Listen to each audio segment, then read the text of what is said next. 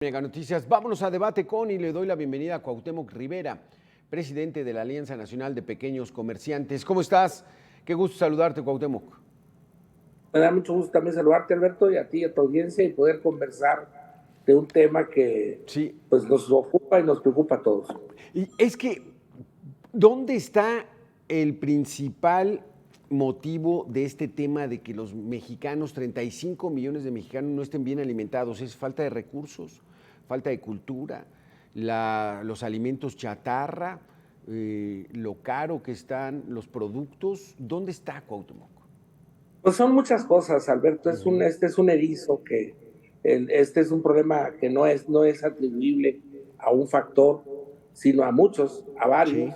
Y como bien lo señalabas a la introducción de esta nota, pues aquí tienen que ver cosas estacionales, culturales, tienen que ver cosas como la seguridad, la logística, el tema del suministro y el abasto, en fin, estamos hablando de que hay un grupo de factores, todos sumados, que hacen que el tema de la alimentación en México sea un tema desde hace un buen rato.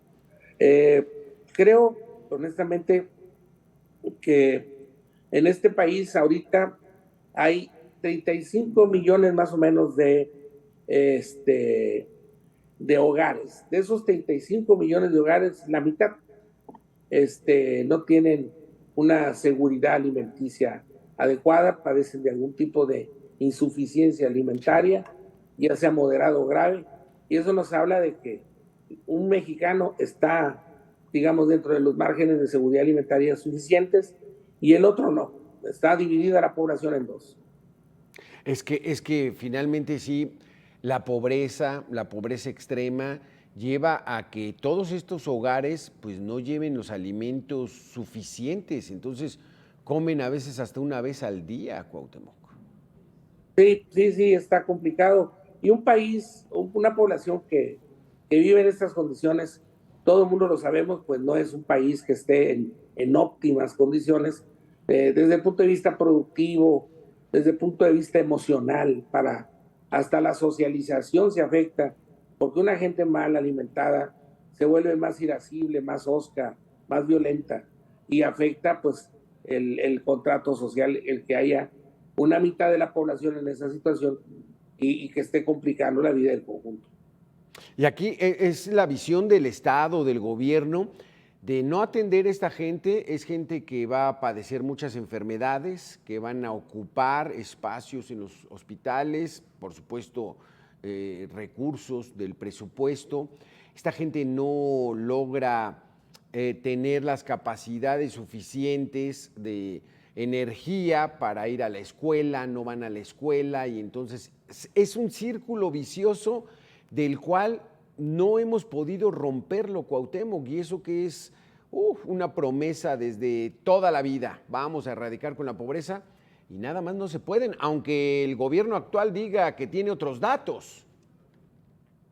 Hablando de esto, se dejó de usar, si te fijas, en el discurso público, tanto en este mandato como en el anterior, o sea, desde hace rato el sector público ha dejado de hablar de el compromiso de hambre cero.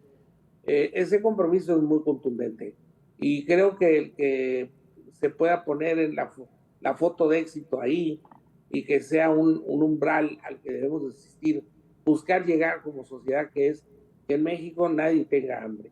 Y esto es un tema que nos debe de preocupar a todos, insisto, hay mucha, no nada más el piso de la sociedad está en las condiciones como lo que señalaron las imágenes de introducción a este reportaje, hay muchas más poblaciones urbanas y suburbanas que mal comen, que mal viven. Ejemplo, todos los urbanos y metropolitanos que tienen que salir de casa en la mañana y no regresan hasta en la noche. Realmente toda esa población que se la pasa todo el día fuera de casa trabajando,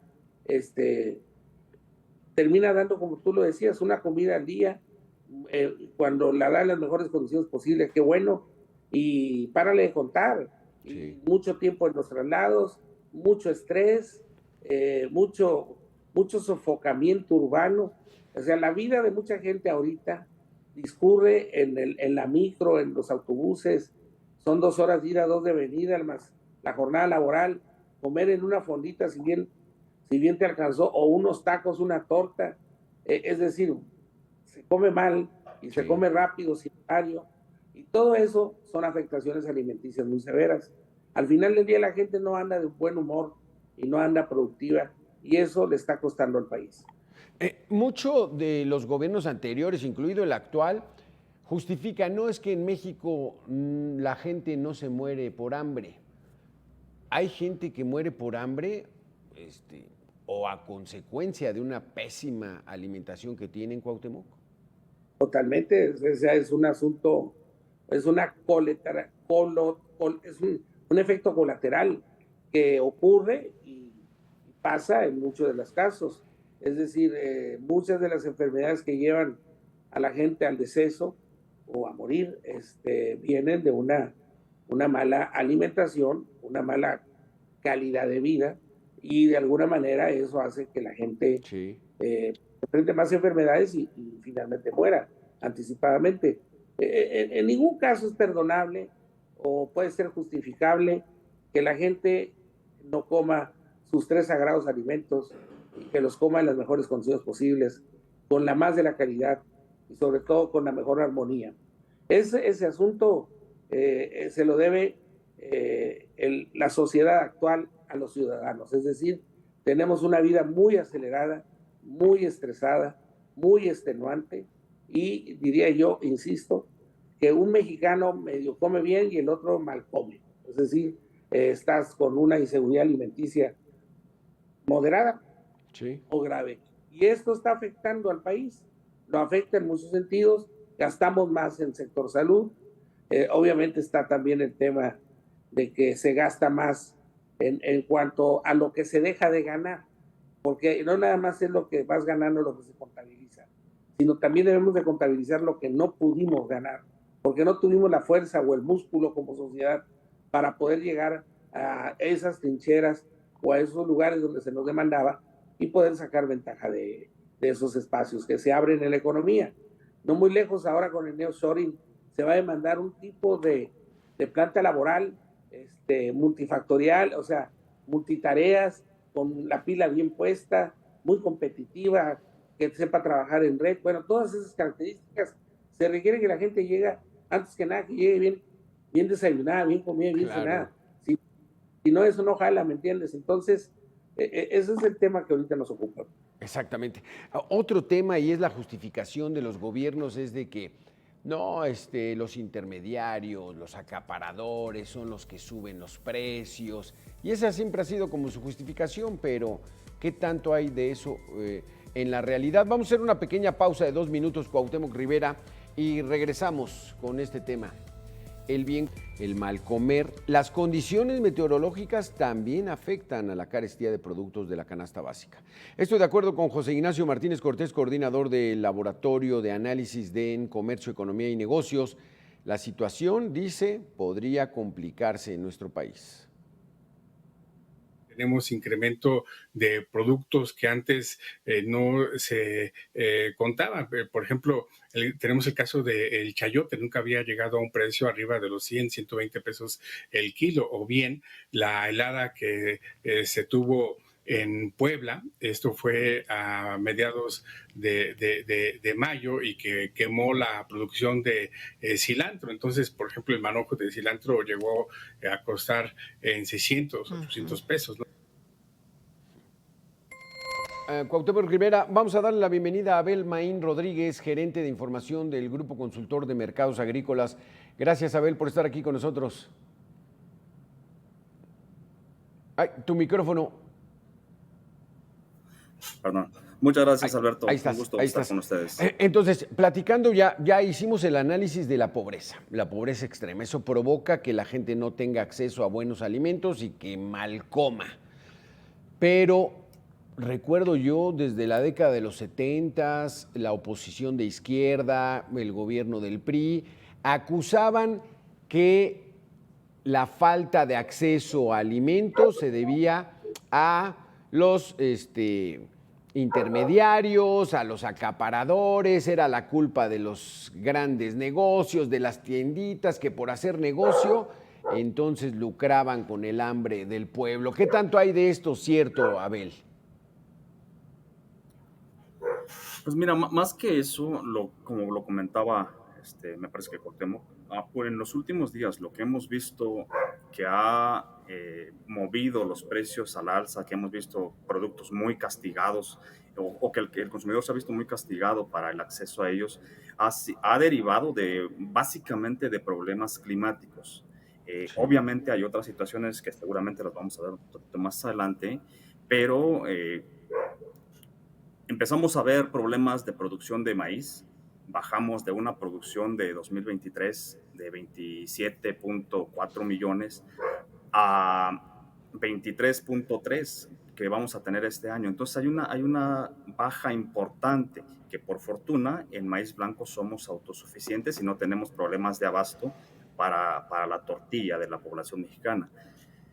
También lo vimos en producción de azúcar, que somos autosuficientes, tenemos excedentes a la exportación, pero estamos viendo para este año una de las cosechas más bajas o de las producciones más bajas en producción de azúcar, derivado del problema de la fuerte sequía que se registró hasta la primera quincena de junio, que tuvimos la peor sequía en 57 años, de 1957, perdón. Entonces, estos factores fueron sumando, bueno, y a esto se le sumaron otros productos, por ahí mencionaban el chayote, el cilantro, la cebolla, los cítricos, todos estos fueron afectados por el serio problema de sequía. Entonces, nosotros consideramos que fue uno de los factores, por lo menos en la primera mitad del año, detonantes de la inflación, detonantes de los incrementos de precios. Ahora, si hablamos de otros temas, también está el tema de la inseguridad, que pues ya prácticamente vivimos en un país con falta de Estado de Derecho, en el que está en algunas zonas productoras, como hablándose en el caso específico de limón, del aguacate, que hemos visto problemas recientes y que desde hace muchísimos años está en manos de algunas personas que no es Sí. muy bueno mencionar qué tipo de gente son, pero que también son un factor importante para el incremento de los precios al consumidor. Sí, sí, es que está brutal. Ahorita iremos sobre el tema de la seguridad, pero Cuauhtémoc Rivera, entonces, los acaparadores, los que venden los productos son los que se llevan la mayor ganancia y por eso el pueblo no tiene acceso a buena alimentación. ¿Esto es cierto?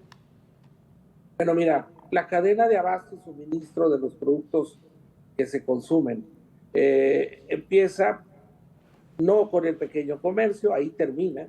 Es decir, quien dicta la regla de los precios o quien abre pócar es precisamente quien tiene el control de la mercancía a gran escala. Y estamos hablando aquí de que toda la cadena de suministro está ahorita pasando por una redefinición, está estresada, porque a partir de COVID sobre todo, el patrón de consumo o los hábitos de consumo de las distintas regiones del país ha cambiado. Y esto implica cambios en la logística del abasto, porque el consumo establece la demanda y exige la logística del abasto de los productos de esa demanda. Y por tanto, hay problemas logísticos, hay problemas, sí, de burbujas, ha habido burbujas especulativas en el huevo, ha habido burbujas especulativas en el pollo, en las carnes, en algunos cárnicos.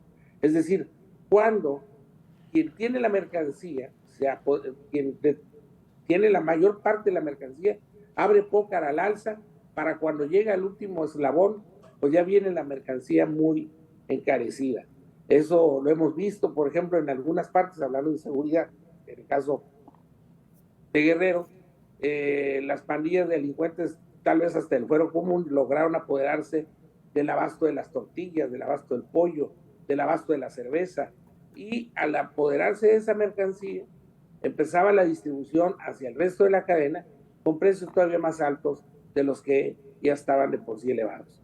Es decir, sí, hay ejemplos de especulación, pero sí, lo que se dice de manera ordinaria no es viable, Alberto, porque pues la gente también ya no se chupa el dedo y al no alcanzarle el dinero, le busca por todos lados para encontrar los mejores precios. Y el comerciante lo sabe, lo sabemos. Si tú te vas a la alza sin sentido, sin un poco de racionalidad en el asunto, pues te vas a sacar con la mercancía y no la vas a vender, porque la gente va a ir a comprar otra parte. Realmente el punto de fondo es que ha habido burbujas especulativas en algunos productos a lo largo de estos últimos años, sí, se han denunciado oportunamente y se han buscado la manera de echar abajo esa especulación. Vivimos muchos en la pandemia, hasta con el gel antibacterial y los cubrebocas, y con todo se buscó hacer especulación. La especulación se delata rápido y se acota. No, aquí el problema que tenemos es logístico y el cambio de hábitos de consumo. Exactamente, y sobre todo el nuevo elemento que no existía, si de por sí el calentamiento global, como dicen, las condiciones climáticas, toda esa situación inciden directamente en el precio de los productos, pero ahora uno nuevo, el crimen organizado, la extorsión, tienen que pagar derecho de piso para que supuestamente no los agredan, en fin, ese va a ser el tema que vamos a abordar después de este corte de 2 minutos. Cuauhtémoc, Abel, regresamos. En nuestro país, Abel, este nuevo personaje, la violencia, la extorsión, las bandas del crimen organizado. Hoy hay una nota donde la AMPEC, esta asociación de pequeños productores, dice que el aguacate, el chayote, incrementos del 40% por culpa de la violencia que hay en sus focos de producción. ¿Esto qué es, Abel? ¿Cuál es este nuevo personaje? ¿Qué significa para la cadena alimentaria en el país? Mira, nosotros no le llamaríamos un nuevo personaje porque ha existido por años. Últimamente está sonando más por el evento reciente que estuvo en el caso del aguacate con los inspectores de Luzda. Y siempre que entra esta situación, es la segunda ocasión que sucede en el caso de los inspectores de Luzda, se vuelve tendencia, por así llamarlo.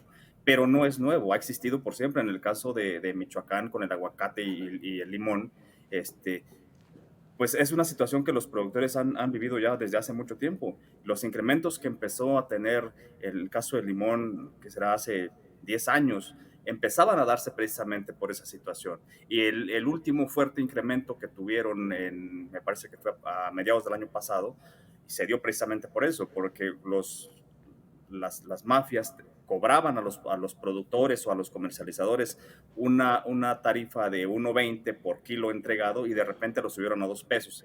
Y que definitivamente esos costos pues no se quedan en ese eslabón, únicamente se trasladan al consumidor. Al final de cuentas es quien paga todas las consecuencias de esta situación. Pero no es algo nuevo. Y en el caso del chayote, desconozco si esté también en manos de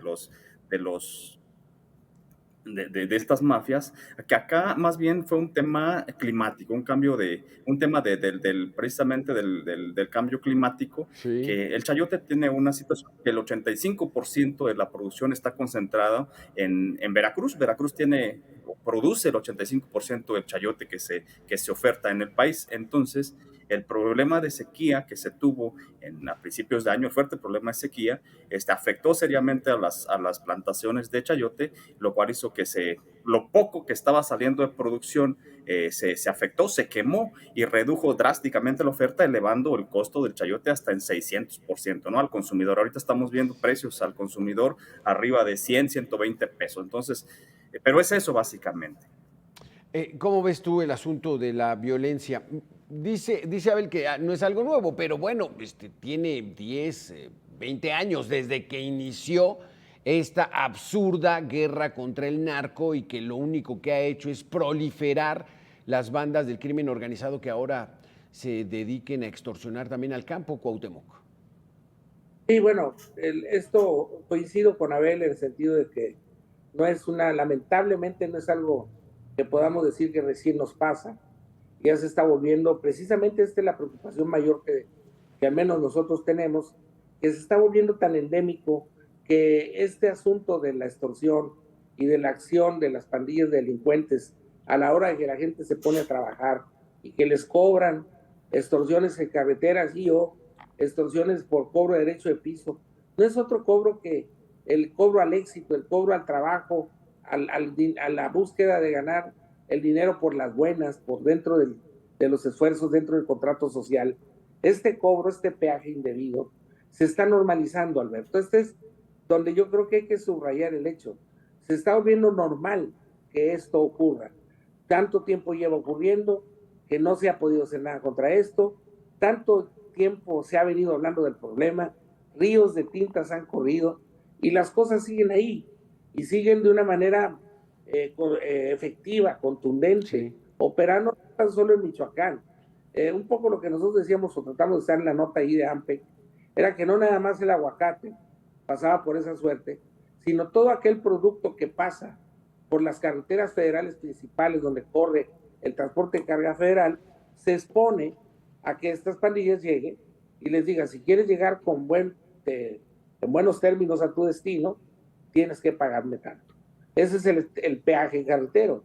Y la verdad que ahorita no dejan títere con cabeza, porque no nada más de productos frescos se trata la extorsión. De cualquier carga federal que corra por los principales nodos del país, la carretera nacional que va a dar hasta Laredo, Tamaulipas, sí, es una de las afectadas, otras acá por Puebla y Veracruz. Es decir, sabemos muy bien dónde están operando con más fuerza estos grupos, claro, y están atacando con mucha fuerza. Y vemos que ocurre esto, que ocurre también el robo a las cargas férreas en los trenes, y siguen pasando las cosas, y pareciera que ya nos tenemos que resignar y decir, bueno, en este país estas cosas son parte de su realidad kafkiana, este surrealismo, sí, mexicano, espera, y nos te toca que si tú vas a poner un negocio, una tienda de abarrotes, una frutería, una croquetería, un ultramarinos, lo que vayas a poner, tienes que considerar en tu plan de business, en tu plan de negocio, la cuota de apoyo a la protección que obligadamente te hacen pagar ahí las pandillas, que muchas de las veces trabajan a la sombra de los grupos de los carteles de las drogas, es sí, decir, ni siquiera son de sus grupos, pero se presentan como si lo fueran, pero no, en un tono amenazante e intimidante. Y eso, pues al final del día, Alberto, Abel, estarán de acuerdo conmigo, eso afecta al consumidor porque claro, terminan los costos y nadie trabaja a gusto bajo amenaza, ¿verdad? No, claro. Es que ya lo analizamos. Es la pobreza extrema, que es una responsabilidad del Estado, del gobierno, que lo erradique. Las cuestiones meteorológicas, que esas pues, las tiene el control de la naturaleza, pero ya sabemos que vienen y no se hace nada. Sabemos que vamos a tener temporadas de sequía muy severas, lluvias también muy fuertes, y siguen todo haciéndose los sembradíos con temporal y como se hacía desde antes. Ya hablamos de los acaparadores también, pues que de repente tienen ahí su función para encarecer los precios. La violencia, pero ¿qué podemos hacer, Abel? ¿Qué se puede hacer de este multifactorial problema que tenemos para que los mexicanos se alimenten bien? Mira, en el caso de los problemas climáticos, pues tú lo comentas bien, no se pueden controlar, sin embargo, sí se puede reducir el daño que pueda ocasionar, en este caso, claro, una sequía, ¿no? Tenemos un serio problema en México de infraestructura hídrica, no tenemos distritos de riego suficientes, únicamente se concentran en la región del noroeste y un poco en centro-occidente, un poco en el noreste.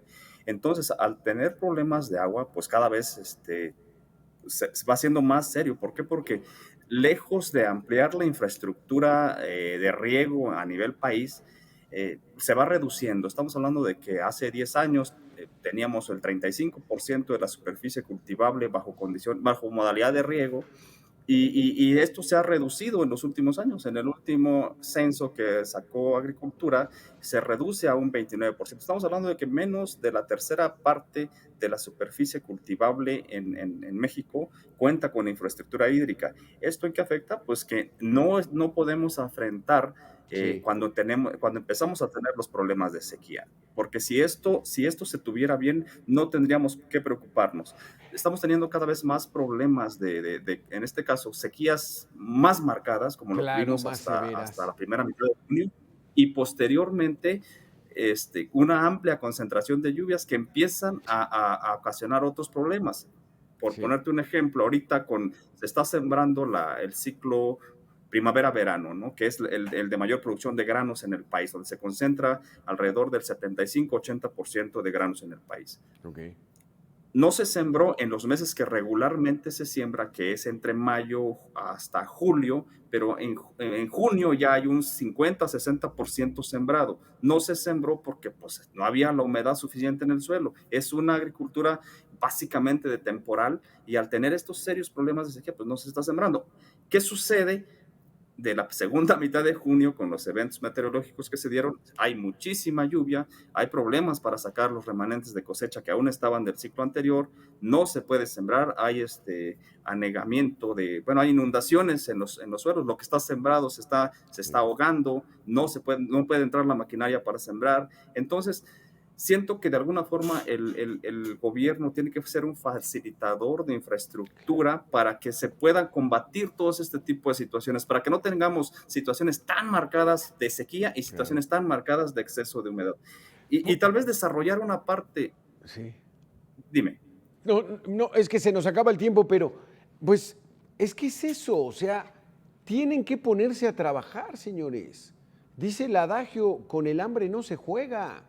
Y entonces aquí lo están pagando todos los consumidores, toda la gente que quiere y que no quiere, que necesita llevar alimento a sus casas, pues es un impuesto más. No, la inflación es un impuestote. No, pues ya está el aguacate a 120, pues no, pues ya compramos la mitad. Pero, o sea, es una situación en la que deben ponerse a trabajar ya en el gobierno federal, en los gobiernos estatales, porque pues, esto se puede poner cada vez más complicado. Se nos acabó el tiempo, Cuauhtémoc. Abel, muchísimas gracias por su tiempo, por sus conceptos muy interesantes y bueno, con el hambre no se juega. Nosotros vamos a hacer una pequeña pausa de 2 minutos y regresamos. Gracias a los dos.